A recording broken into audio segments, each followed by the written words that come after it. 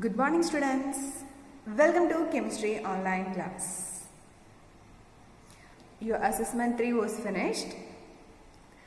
The rest of the chapter from chemistry is chapter 15, Air Around Us.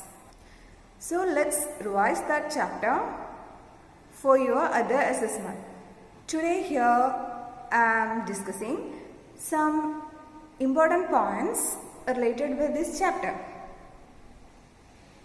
Okay, the chapter name Air Around Us. That means air is present everywhere.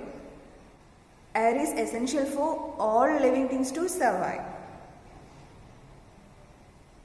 We can't see the air, but you must have felt its presence in so many ways. One of the main topic of this chapter is composition of air. All we know that air is a mixture of gases. By volume, 78% of this mixture contain nitrogen. Nitrogen is essential for the growth of plants. By volume, 21% of this mixture contain oxygen. Oxygen is used by all living things for their respiration.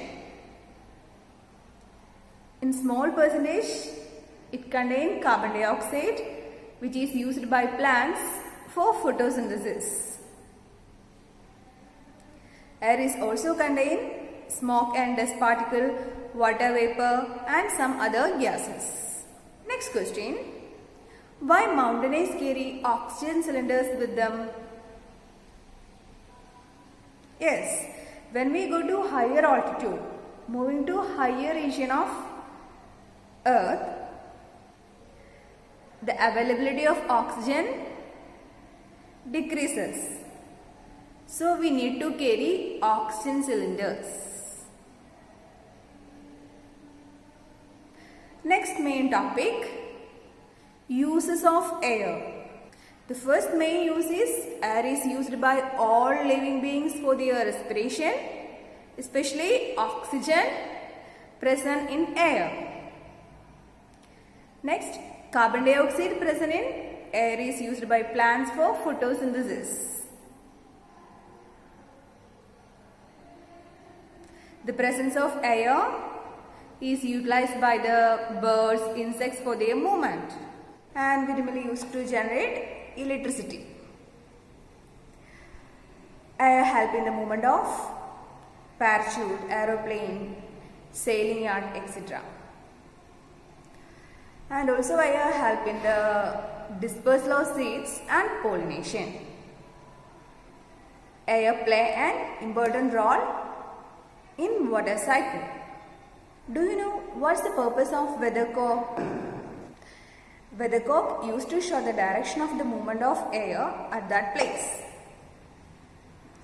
Okay, next topic.